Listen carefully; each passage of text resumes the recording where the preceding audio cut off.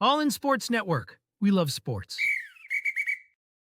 It is Wednesday, October 23rd, and the Texas Longhorns are headed to Vanderbilt in a matchup that we all knew and expected was going to be a ranked matchup come Saturday, as the number 5 Longhorns will take on the number 25 Commodores in its first true road test since Michigan in week 2, which doesn't quite seem right, but it is.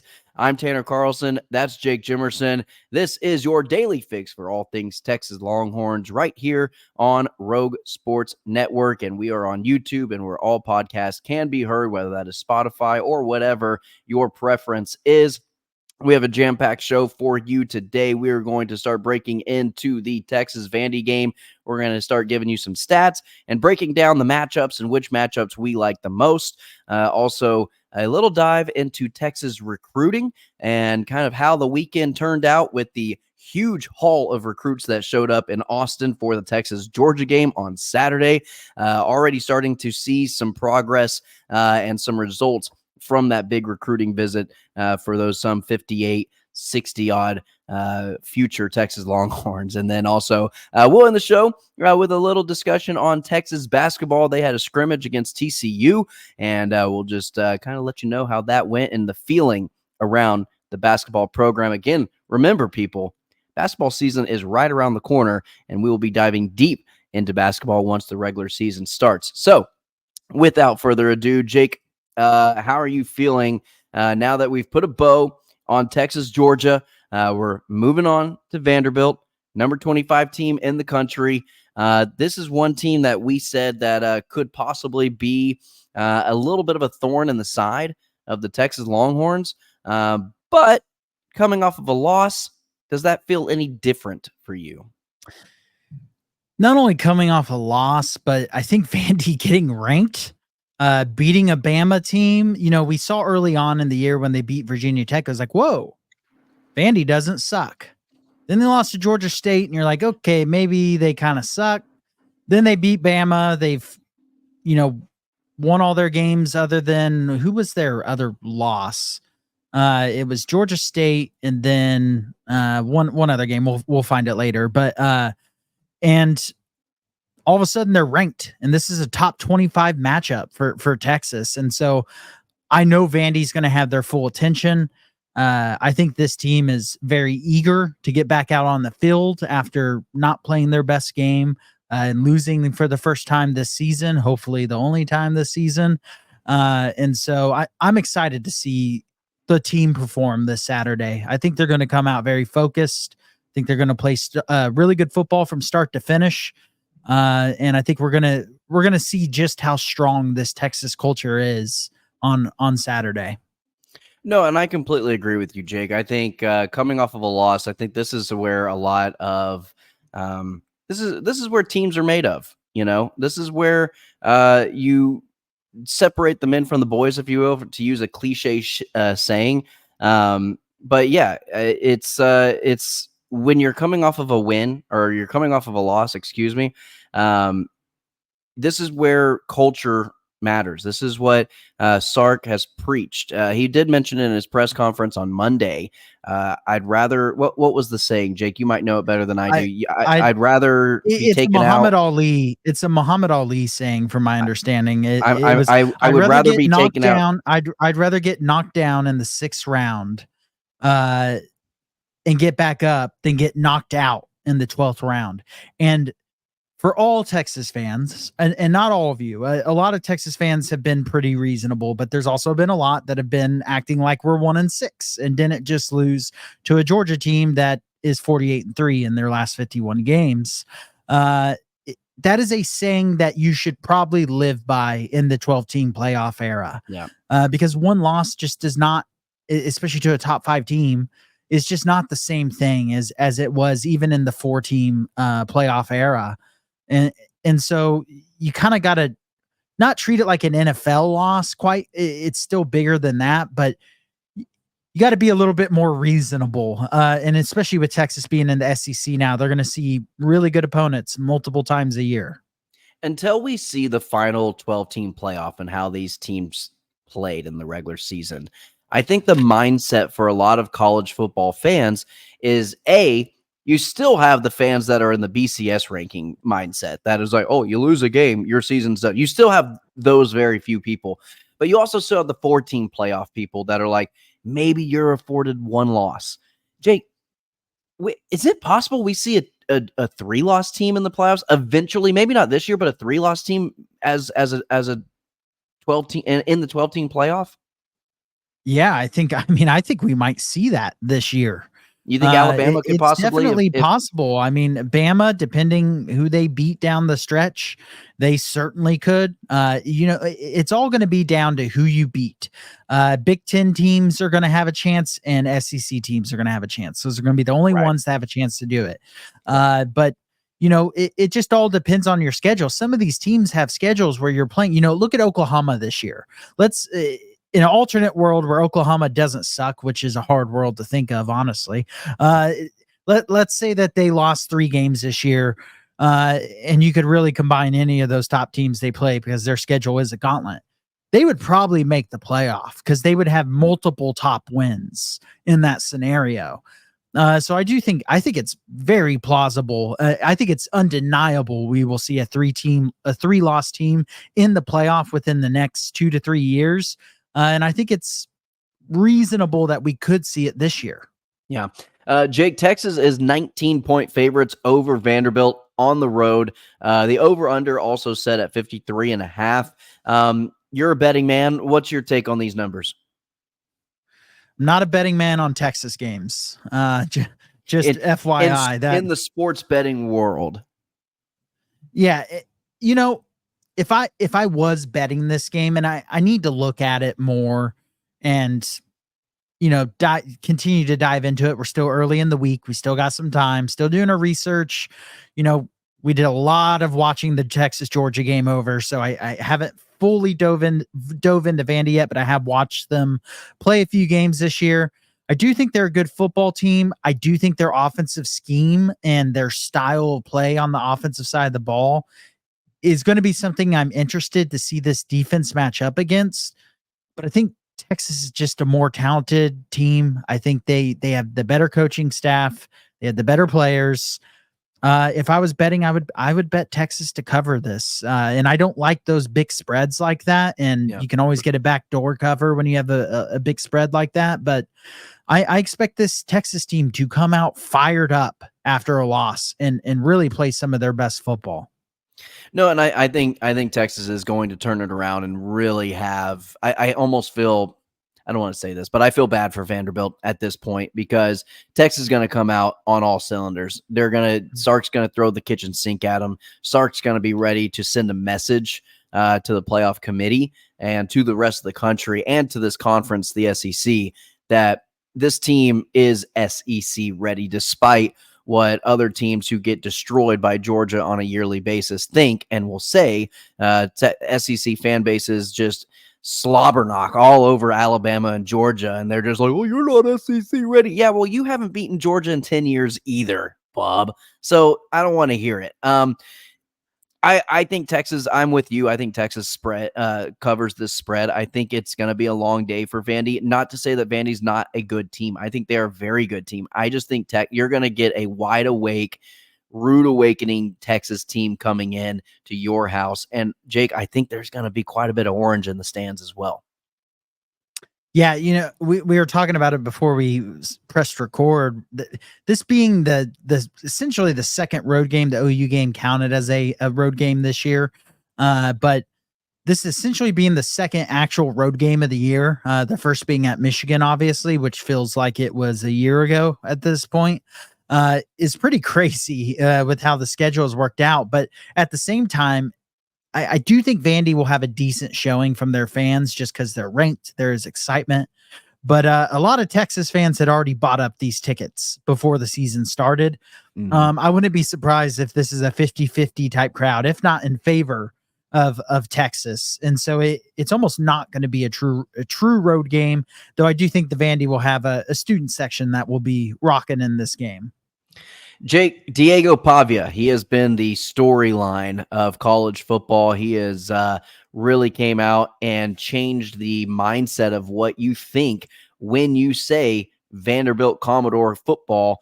He's really changed the minds of all college football fans of what Vandy football is all about. He's had a tremendous season, 102 of 154 on the season, nearly 1,400 yards, 11 touchdowns, 1 interception. The team as a whole actually leads the SEC and the least amount of turnovers committed, with only 2 turnovers on the entire season. So they take care of the ball very well. Diego Pavia is not only an explosive thrower of the football, he's their leading rusher as well. 118 carries, 470 yards, and 3 touchdowns on the ground.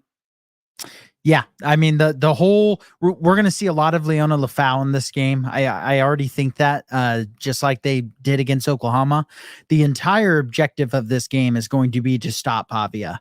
That is the key for the defense, and I think they have the speed and the ability to do that.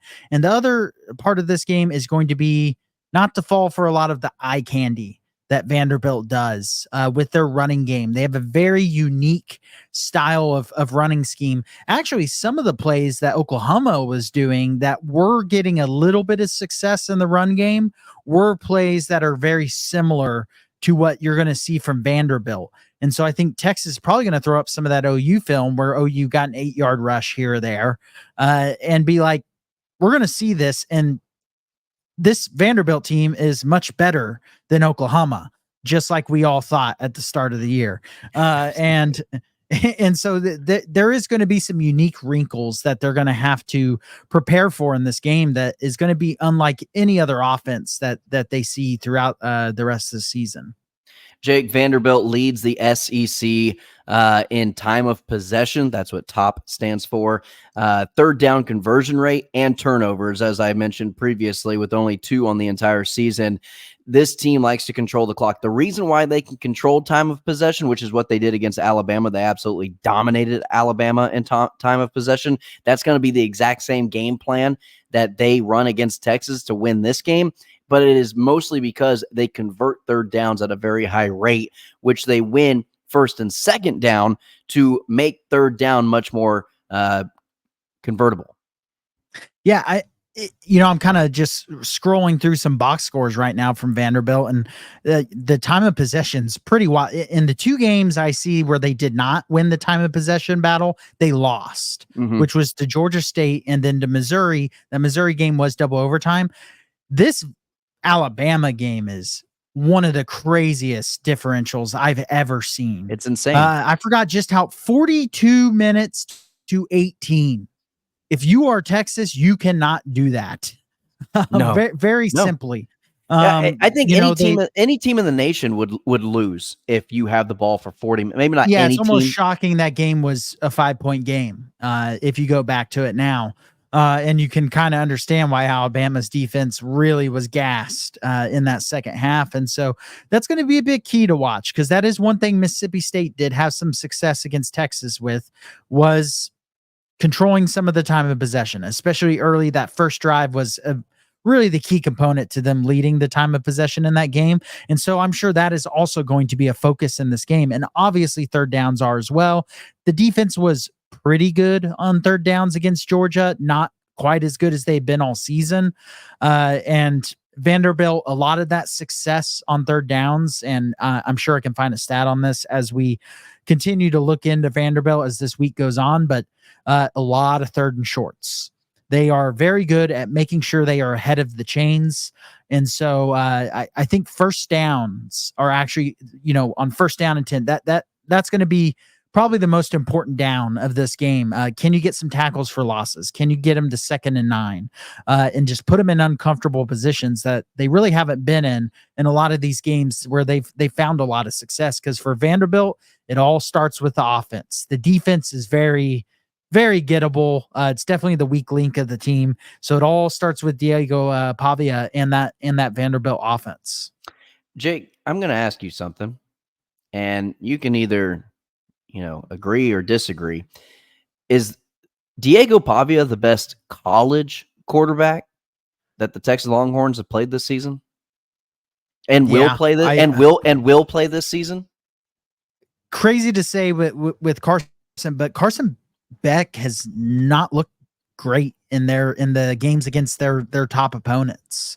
He wasn't a world beater against Clemson. Obviously, against Alabama, he had turnovers. He continued that turnover trend against a very good Texas defense. And so when he's played good defenses, he's turned the ball over, and he hasn't lit the world on fire. Pavia has, and he has not turned the ball over. Pavia has 2 interceptions on the season. Beck has thrown 2 or more in both the Alabama and the Texas game, which is probably the 2 best defenses he's played, maybe Clemson, but Clemson's offense has kind of been what's carrying them more than anything as the season has gone on. And so I do think this is and I would say the most difficult quarterback to game plan against at the very least, both because of scheme and both because the entire offense runs through him. And they're one of the better offenses in the SEC. Jake, they're 1-2 on the road. They lost 36-32 to Georgia, 30-27 in a double overtime game against Missouri on the road. Their only road win is against Kentucky. It was 20-13, so one of their lower scoring games.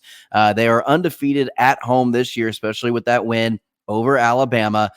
Jake, they're averaging 38 points per game at home, giving up only 19 on the road. It's a different story. They're only averaging 24 points per game, giving up 26. So their defense allowing more points on the road than their offense is scoring, explains the 1-2 record on the road. But Jake, home field advantage is a real thing for the Commodores. Yeah, and I'm curious why that is, just because they don't exactly have a scary environment. Typically in the Alabama game, I mean, it was for a sold out stadium, that was the smallest storm fielding of all time. Because it was mostly red. It was what to the 40 yard line. It was like 40 to 40, and it didn't go all the way to the sideline either. No, and it took them a little while to get that goalpost out because they had so few little fans that were there. But hey, man, I mean, for whatever reason, they're comfortable at home. They've played better at home. Their offense works better at home. Their defense plays better at home. They obviously control the clock a little bit better at home. So they have a real home field advantage. Is it enough though to prevent Texas from doing what they want to do? I don't think so. Like I mentioned, I would if I bet Texas games, which I do not, I would bet Texas to cover in this game. But that said, I do think Vanderbilt, oddly enough, is going to probably, especially early in the game, have the most success against this Texas defense that any offense has had to this point. I think Texas's defense will adjust and be able to start to shut them down, as they have in any game where a team has had even a tiny bit of success on the offensive end. But I do think Vanderbilt has success early. I just think throughout a 4-quarter game, unless they are just dominating the time of possession, I just find it hard to believe that Georgia or Vanderbilt is going to pull off another insane upset at home. Jake, the Texas offense, these are SEC rankings. Texas is the number 6 rushing offense. Vandy has the number 11 rushing defense. Texas has the number 4 rushing defense. Vandy has the number 8 rushing offense. Texas with the 4th passing offense. Vandy with the 11th passing defense. Texas the number 1 passing defense in the SEC. Vandy has the number 12th passing offense. So Texas has a clean slate in terms of offense versus defense within the conference, is a better equipped team. That's why you see the 19-point spread. But with that all said, Vanderbilt has obviously done this before. They have the upset, under their belt. Like you said, it's hard to do it more than once in a year. Yeah. And this Vanderbilt team is good. They're ranked for a reason. But we'll get into our predictions later in the week. I just find it hard. I trust the culture of the Longhorn program is the thing I would say that kind of blankets over what my thoughts are going to be for this game. Yeah. I trust the players. I trust the coaches. I expect them to respond well. I am not a sky is falling fan right now. Now, Jake, let's move to some Texas recruiting. We heard from Joseph Mbachu, the 4-star defensive lineman.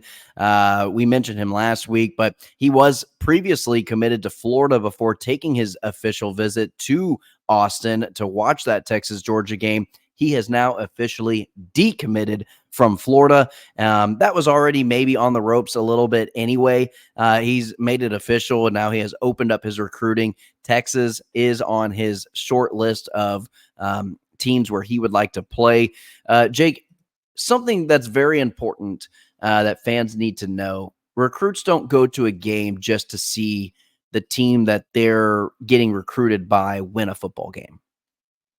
No, and you know, there's a balance to this. You know, you don't want to be Florida where you're losing, you know, half your games or more, and it looks like the coach is going to get canned. You do need to have success on the field. Losing to Georgia at home in a game where you played a terrible first half and then fought back, and the environment was electric, and recruits see them fight back. They're looking at this game from the standpoint of, and multiple recruits said this, go look on the various different recruiting websites and look at quotes that some of the recruits that were at this game were saying, where I was looking on the field and I was seeing that I could be the difference maker out there. I could be the difference of go there, get early playing time, and be the reason why Texas beats Georgia next time. That is how recruits look at it, especially when you're looking at these top programs where there's coach stability and there is been success for that program. It's not a program where the coach is in limbo or they're just starting out. There's a reason why Texas had a top 5 class at 5-7 in Sark's first year, was because recruits, especially on the offensive side of the ball, saw the scheme, they saw the vision, and also relationships. At the end of the day, the number one thing in recruiting in college football, yes, even over NIL, because all these top programs can shell out NIL money, that is not an issue, is the relationships that are built between the coaches that are doing the direct recruiting, between the head coach and the recruits. That is what determines, because the parents have to be on board too. Unless you're Georgia, because they keep getting recruits, even though half their team's in jail. And that relationship between the recruit and the coach being honest with how they're going to position them for success when they start out at Texas, where they're going to be on the depth chart to start. Do they have a chance to play early? Do the parents believe that they're sending their kid off to a place where they can succeed both in academics and on the football field? And so I saw a lot of people going, Texas blew a great recruiting opportunity against Georgia. And that's just simply false. There's nothing to that. Jake, we were both fortunate enough. I was also very fortunate at our college that we went to at Southwestern in Winfield, Kansas. We were very close with the basketball coaching staff.